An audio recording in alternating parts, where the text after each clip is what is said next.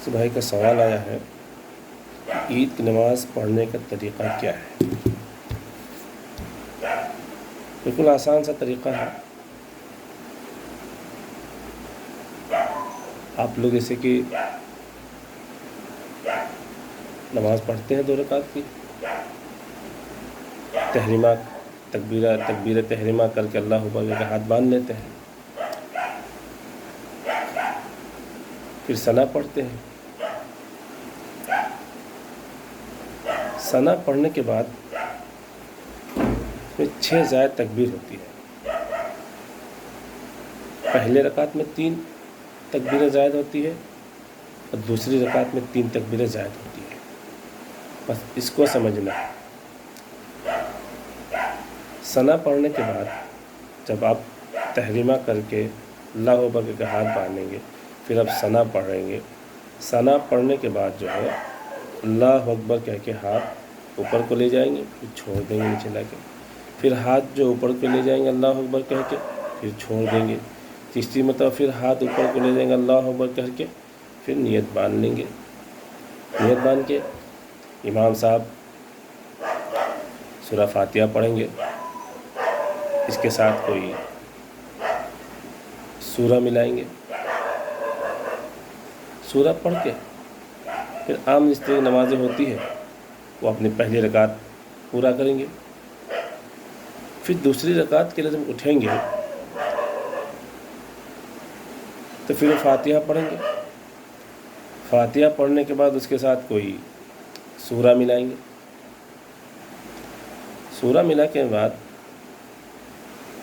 پھر وہ اللہ اکبر کے ہاتھ اوپر کو لے جائیں گے، پھر چھوڑ دیں گے. پھر اللہ اکبر کہہ کے ہاتھ اوپر کو لے جائیں گے، پھر چھوڑ دیں گے. پھر اللہ اکبر کہہ کے ہاتھ اوپر کو لے جائیں گے، پھر چھوڑ دیں گے. پھر اللہ اکبر کہہ کے رکوع میں چلے جائیں گے. بس اس کے بعد اپنی نماز مکمل کر لیں گے جیسے نمازیں ہوتی ہیں. یہ ہے 6 تکبیر زائد کی. تو آپ کو بات سمجھ میں آ گئی ہوگی. ہاں. دوسرا سوال ہے کسی بھائی کا، صاحب نے پوچھا ہے کہ ایک جانور میں، بڑے جانور میں کئی لوگ شریک ہو سکتے ہیں. ایک بڑے جانور میں 7 آدمی شریک ہو سکتے ہیں. 7 حصے اس میں لگائے جا سکتے ہیں اور 7 آدمی میں شریک ہوں گے. اچھا چھوٹے جانور ہیں جیسے کہ بکری ہے، مینڈا ہے، اس میں ایک ہی آدمی قربانی دے سکتے، اس میں کوئی شریک نہیں ہو سکتا ہے.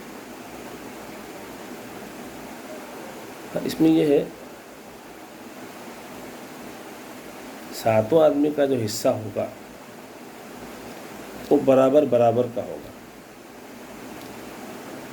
اب کوشش یہ کی جائے کہ 7 حصے تول کے دیا جائے.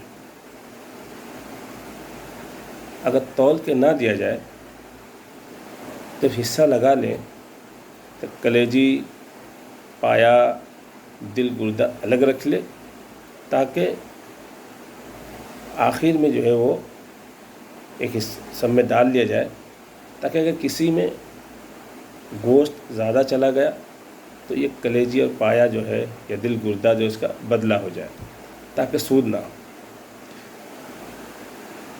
دوسرا یہ ہوتا ہے کبھی کبھی اس میں مسئلہ سمجھنے کی ہے کہ بعض لوگ کیا کرتے ہیں، 2 آدمی شریک ہوتے ہیں ایک جانور میں، 2 آدمی مل کے لے آتے ہیں جانور، اور وہ کیا کرتے ہیں 3 حصہ لے لیتے ہیں کہ ہم 3 حصہ ہمارا نام رہے گا، 3 آپ کا نام رہے گا، اور ایک نام حضور اکرم صلی اللہ علیہ وسلم کے نام پہ یا کسی اور کے نام پہ، اور وہ حصہ دونوں میں شریک ہو جاتے ہیں. دونوں ایک حصے میں شریک ہو جاتے ہیں. یعنی 20,000 کا جانور لائے تو 20,000 کے بدلے میں دونوں 2,000 10,000 روپے دے دیے. جب 10,000 روپے دے دیے تو 3 حصہ تو 2 آدمی کے ہو گئے. ایک حصے میں 2 آدمی شریک، دونوں آدمی کا پیسہ لگا.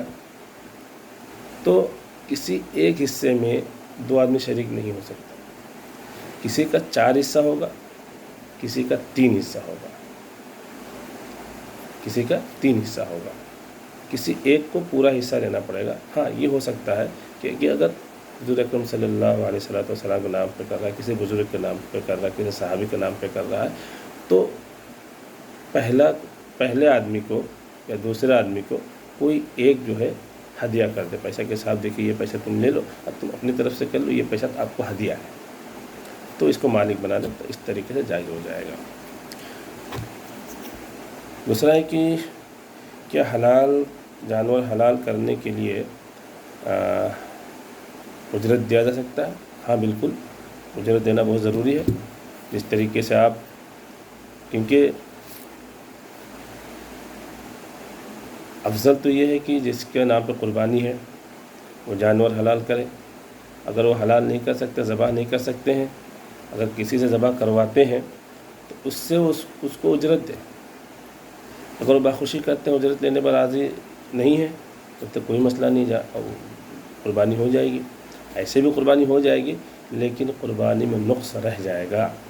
جتنا بھی ہو اس سے جو ذبح کرنے والا ہو، چاہے مسجد کے امام ہو، مؤذن ہو یا کوئی تیسرا آدمی ہو، اس سے آپ پوچھ لیجئے کہ آپ ذبح کرنے کے حضرت کیا لیں گے، وہ جتنا لیں وہ آپ اس کو دے دیجئے۔ اگر نہیں دے رہے ہیں تو اس سے پوچھ لیجئے کہ آپ خوش تو ہیں، وہ اگر ناخوش ہے، کبھی کبھی یہ ہوتا ہے کہ امام صاحب، مؤذن صاحب محلے کے ہوتے ہیں، وہ کہہ نہیں سکتے زبان سے، کیونکہ ہم کہیں گے تو مقتدی برا مان جائے گا، کل امامت چھوڑنی پڑے گی، لہٰذا آپ پر ضروری ہے کہ آپ ان کو خوش رکھیں، آپ ان کو معاوضہ دیں۔ دوسری بات یہ ہے کہ یہاں ہوتا ہے کہ آدمی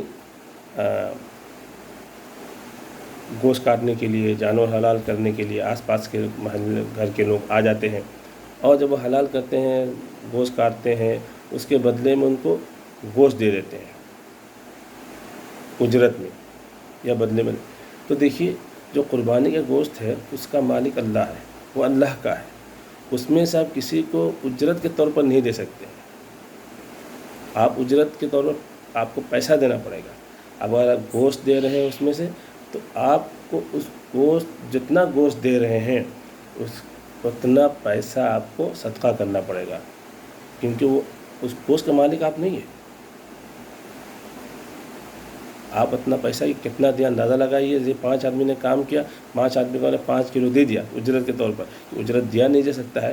تو اگر آپ نے پیسہ نہیں دیا اور وہ گوشت دے دیا اجرت کے طور پر، تو آپ جانیں کہ آپ کو اتنے گوشت کا پیسہ نکال کر صدقہ کرنا ہے، ٹھیک ہے۔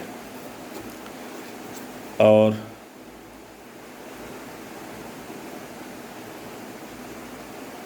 دوسری بات، ہاں جانور کا کوئی بھی چیز، قربانی کے جو جانور ہے اسے کوئی بھی چیز آپ اس کو استعمال میں نہیں لا سکتے۔ گوشت، اس کا چمڑا، یہاں تک کہ اس کی جو رسی ہے اس کو بھی آپ اگر بیچتے ہیں تو اس کے پیسے کو صدقہ کرنا پڑے گا۔ جانور کے گوشت کا 3 حصہ کیا جاتا ہے، یہ مستحب ہے، تاکہ قریب محلے میں جو غریب لوگ ہیں ان کو بھی مل جائے اور سب لوگ اس کو خوشی، ہنسی خوشی سب اس میں شریک ہو جائے۔ اور یہ مستحب ہے، کوئی ضروری نہیں ہے، اگر کوئی پورا کھا جائے کھا سکتے ہیں، 2 حصہ کریں، 3 حصہ کریں، لیکن اچھا یہی ہے، مستحب عمل یہی ہے، 3 حصہ کیا جائے، 3 حصہ کر کے ایک اپنے ہمسائے کو دیا جائے، رشتہ داروں کو دیا جائے، غریب غربا میں تقسیم کیا جائے، اور ایک حصہ اپنے پاس رکھا جائے۔ وما علینا الا البلاغ۔